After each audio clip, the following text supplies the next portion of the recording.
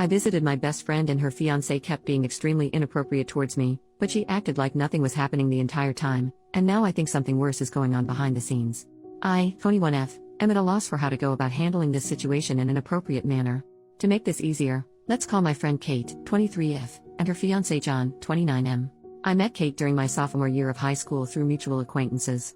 We became very close, so naturally I was devastated when she moved several states away after graduating. Despite the distance, we kept contact and remained as good of friends as ever.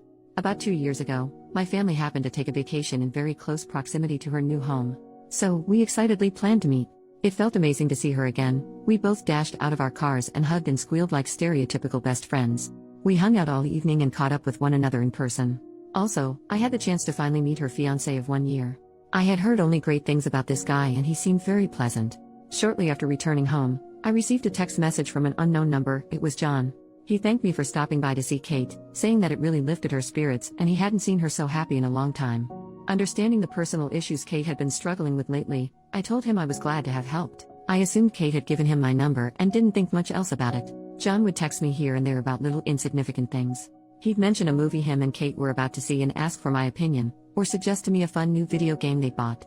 I would answer his questions or respond to suggestions, but never carry on a conversation beyond the original topic. John would attempt to keep me talking, but I always dropped off due in part to me not being very big on texting.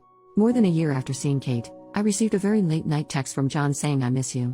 Assuming he had sent this to me by mistake, I ignored it. Fast forward to a month or so ago, I took a weekend trip to visit Kate.